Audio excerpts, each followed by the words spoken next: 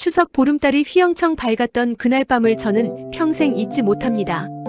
온 세상이 풍성함과 정을 나누는 명절이라지만 제 아들 도연이네 집 거실은 얼음장보다 차가웠습니다.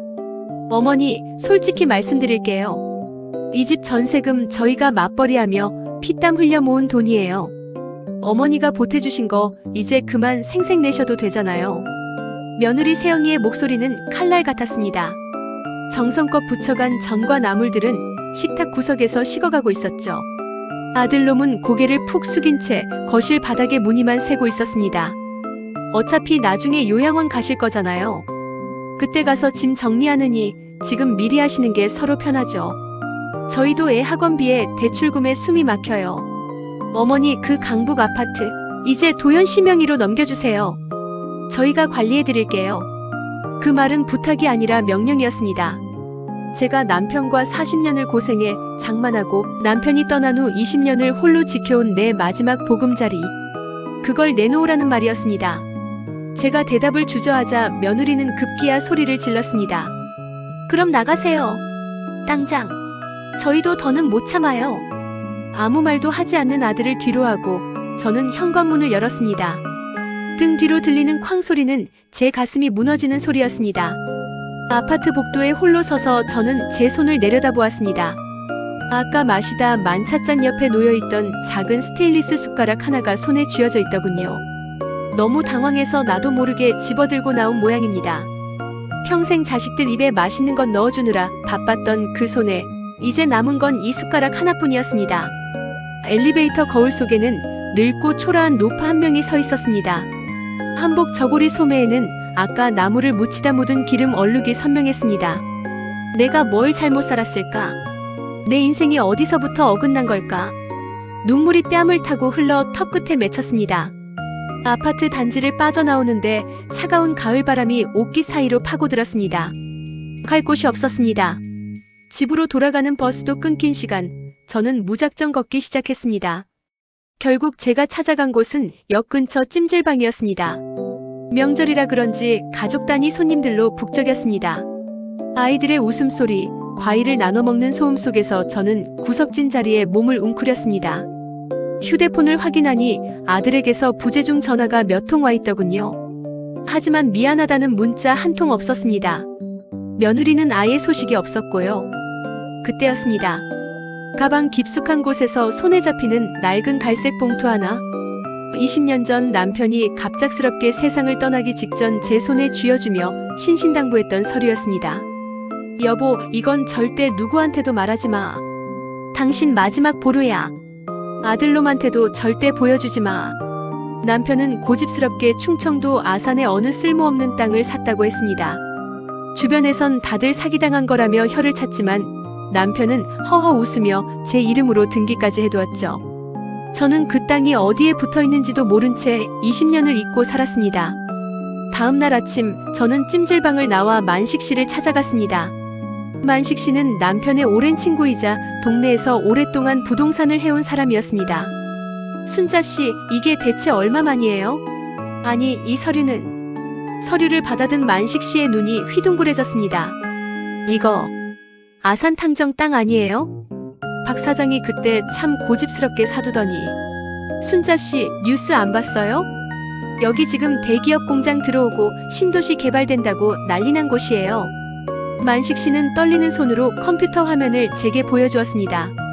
지도가 온통 붉은색으로 칠해져 있었고 개발 확정이라는 글자가 선명했습니다. 순자 씨 명의로 된 이 1000평. 지금 시세로 따지면 최소 40억입니다. 아니, 보상금 제대로 받으면 그 이상도 가능해요. 40억. 평생 만져본 적도 없는, 상상조차 할 수 없는 금액이었습니다. 제 귀가 멍멍해졌습니다. 남편은 알고 있었던 걸까요? 자식들에게 버림받을 제 미래를 예감하고 이 마지막 선물을 남겨둔 걸까요? 며칠 뒤부터 이상한 일이 벌어졌습니다. 아들 내외가 갑자기 태도를 바꾼 것입니다. 어머니, 그날은 제가 너무 예민했어요. 정말 죄송해요.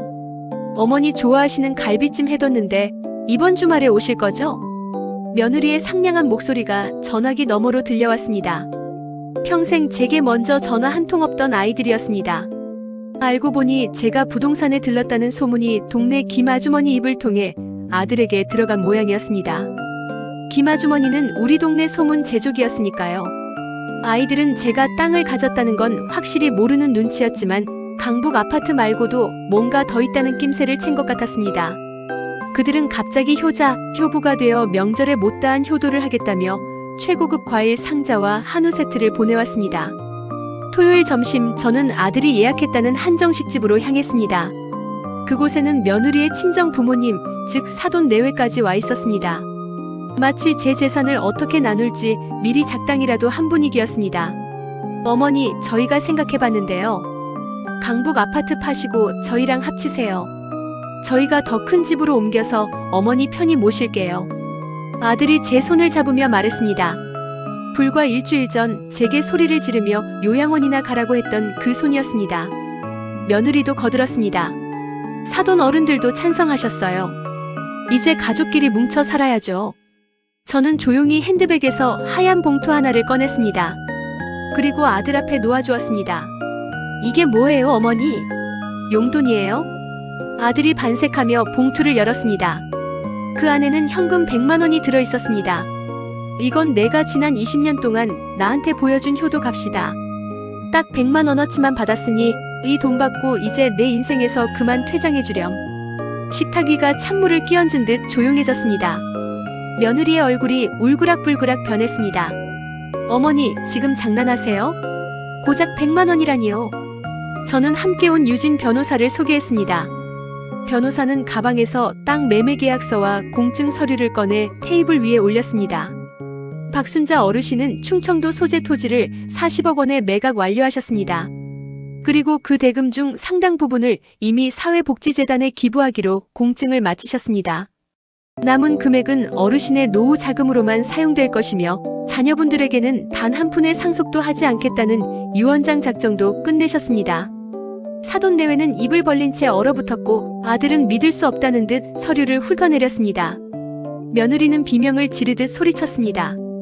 40억이요? 그걸 기부한다고요? 어머니 미치셨어요? 저는 차분하게 대답했습니다. 효도는 돈으로 사는 게 아니란다. 너희가 나를 사람으로, 부모로 대했다면 이 모든 게 너희 것이 되었겠지. 하지만 너희는 내 집을 탐냈고 내 존재를 부정했다. 그러니 이 돈은 너희와 아무 상관이 없는 돈이야. 저는 식당을 나왔습니다. 뒤에서 아들이 엄마 하고 부르는 소리가 들렸지만 돌아보지 않았습니다. 그 목소리에는 간절함이 아니라 사라진 40억에 대한 미련만이 가득했기 때문입니다. 저는 곧바로 짐을 정리했습니다. 강북 아파트도 내놓았습니다. 그곳에는 남편과의 추억이 많았지만 이제는 새로운 추억을 만들 때라고 생각했습니다. 제가 새로 구한 집은 전망 좋은 실버타운이었습니다. 그곳에는 저처럼 자식에게 상처받았지만 스스로의 삶을 선택한 활기찬 노인들이 많았습니다.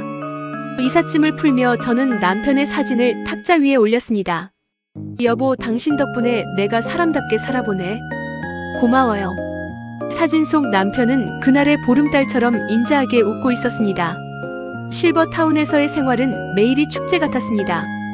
오전에는 수영을 배우고 오후에는 평생 해보고 싶었던 서예를 시작했습니다. 한 번은 복지관에서 배식 봉사를 하다가 아들에게서 문자를 받았습니다. 엄마, 세영이랑 이혼했어요. 저 지금 너무 힘들어요. 한 번만 도와주세요. 저는 답장을 보내지 않았습니다. 그 아이는 여전히 돈이 힘든 것이지 저를 그리워하는 게 아니라는 걸 너무 잘 알기 때문입니다. 저는 이제 자식의 불행에 마음 아파하며 제 삶을 갉아먹지 않기로 했습니다. 스스로 뿌린 씨앗은 스스로 거두는 법이니까요. 저는 대신 제가 기부한 재단의 아이들을 보러 갔습니다. 부모 없는 아이들이 저를 할머니라 부르며 달려올 때 저는 핏줄보다 더 진한 사랑을 느꼈습니다. 어느덧 겨울이 가고 다시 봄이 왔습니다. 저는 이제 며느리의 눈치를 보지도 아들의 침묵에 가슴 졸이지도 않습니다. 사람들은 제게 묻습니다. 자식들에게 그렇게 모질게 해서 마음이 편하냐고요? 그러면 저는 웃으며 대답합니다. 모진 게 아니라 정직해진 겁니다.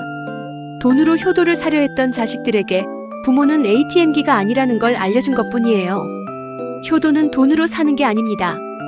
평생을 바친 자식들에게 버림받았던 그 추석날 밤, 저는 비로소 깨달았습니다. 내 인생의 주인은 오직 나 자신뿐이라는 것을요. 40억의 대지는 남편이 준 선물이었지만 그 돈을 제 인생을 위해 쓰기로 한 결정은 제가 제 자신에게 준 선물입니다. 70평생 누군가의 아내로, 누군가의 어머니로만 살았던 박순자는 이제 없습니다. 저는 이제 제 이름 석자로 당당하게 살아갑니다. 그리고 지금이 제 인생에서 가장 행복한 시간입니다. 오늘 박순자 할머니의 이야기, 여러분은 어떻게 들으셨나요? 부모의 희생을 당연하게 여기고 재산만을 탐내는 자식들에게 경종을 울리는 통쾌한 반전이 아니었나 싶습니다. 효도는 돈으로 사는 것이 아니라 진심 어린 존경과 사랑으로 쌓아가는 것임을 다시 한번 생각해보게 됩니다. 박순자 할머니의 제2의 인생을 진심으로 응원하며 오늘 사연 마치겠습니다. 구독과 좋아요는 큰 힘이 됩니다. 오늘도 평안한 하루 되세요.